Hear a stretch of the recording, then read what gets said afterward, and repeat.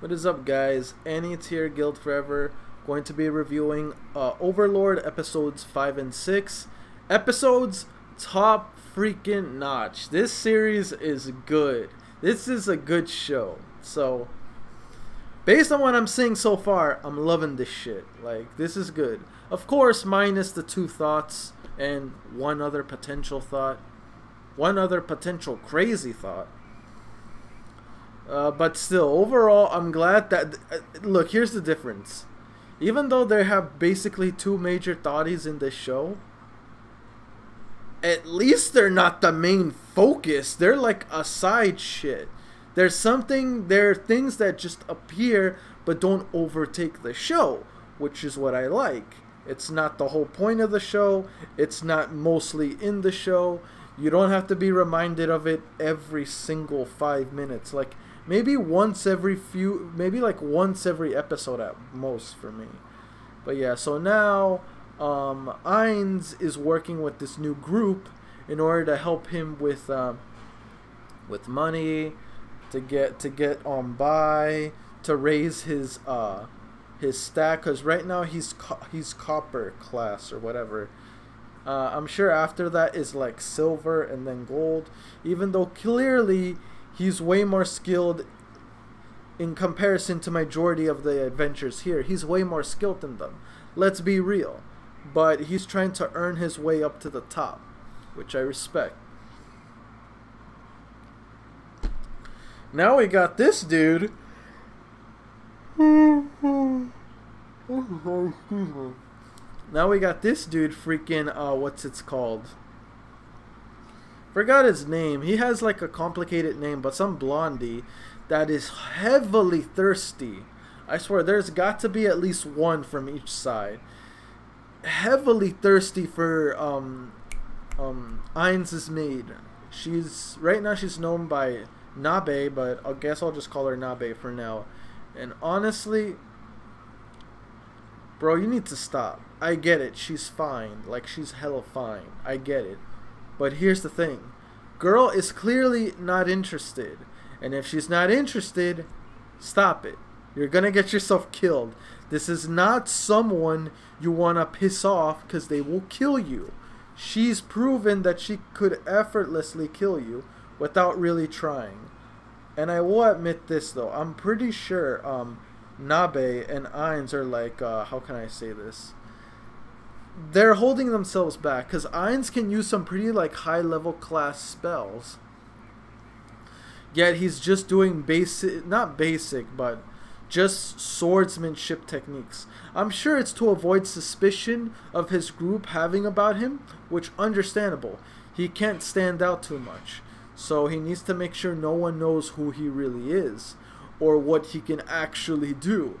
Because if they knew who he was and what he can actually do, I don't think this group would have reached out to him. Or really, they'd be scared shitless of him. I mean, who wouldn't if you could see a freaking walking, creepy-ass skeleton face? And I wonder, why didn't they let us see his face when they revealed it? Is it because that's how his actual character face looks? Like, that's how he actually looks like outside of this game-like, non-game-like world? Because if that's the case, then you guys are assholes. I wanted to see this dude's face. But whatever, it is what it is.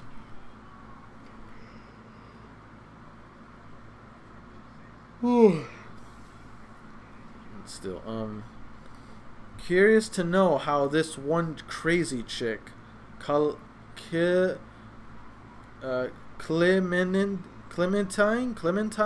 something like that. She's after the boy, the one that can basically use any magic item. So that boy is, I can see why he wants protection. He's a target for many people. So having Ainz with you, your protection is guaranteed, assuming this girl isn't going to be trouble for the rest of the guild members. Group. I guess you can say they're guild members, somewhat, maybe. I wonder how she's going to act once she gets to facing Ainz. I'm pretty sure Ainz could wreck her effortlessly, but we'll see. And then the kid's all worried that, like, he's worried that, like, I'm really hoping a girl I know doesn't fall for Ainz because he has a thing for a girl. And I'm pretty sure it's the girl that brought him in that red potion.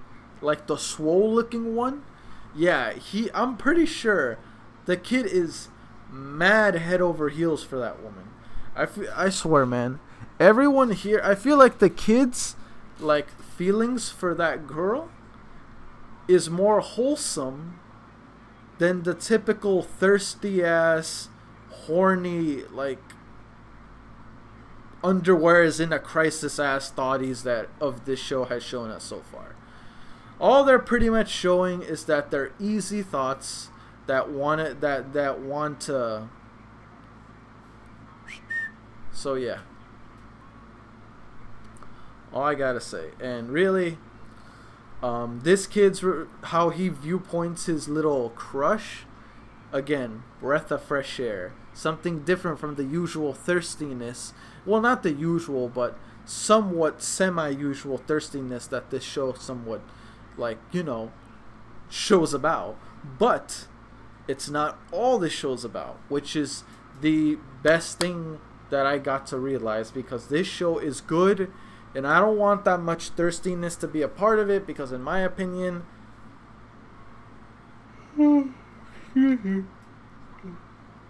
I feel like the thirsty, perverted nature of this show is just to reel in little boys. It's like this.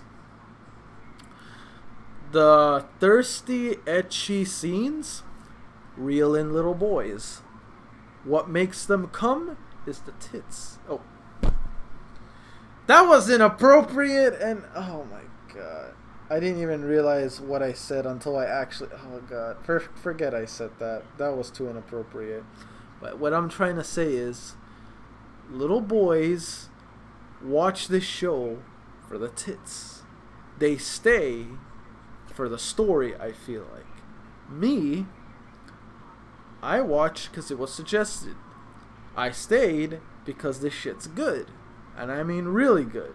That I'm willing to forgive most, if not all, the perverted scenarios that come out every so often through each episode. Still, I wonder if Ainz is ever gonna like show his group that what he truly is, assuming if he stays with them long enough for Ainz to care about what they think of him or their opinions or whatnot. Because he's just using them in order to get money and to make himself known. Make it easy. And I'm sure it's to move around town, because he is in an adventure kind of world. So he wants to move around and do some things, not just be isolated to a royal throne like 24/7. So it's understandable why he's going about doing his own thing. But knowing his groupies, they don't want him to go by himself. So they asked the maid to go with him. Still, I didn't think this maid would be that capable. I'm assuming every maid that he has is capable of some kind of like combat-like feats. I'm assuming. Which, that only makes me want to get to know more of the other characters more and more as the series progresses.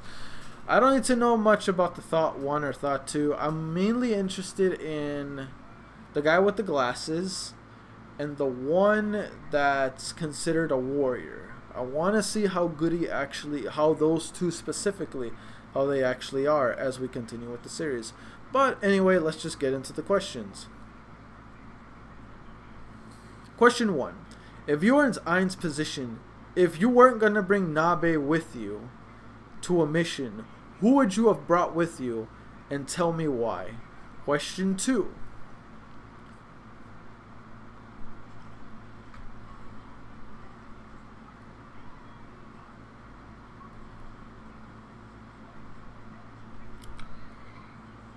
That was a good question too.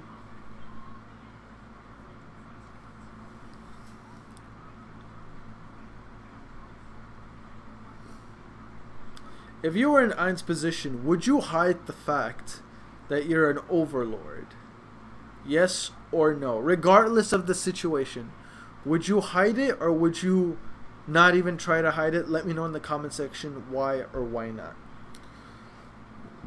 Anyway, that's it for me, guys. Don't forget to like, comment, sub if you haven't already. It really motivates me to put more content out there for you guys as my guildmates, and I'll see you guys all in the next video. Peace. I'm out.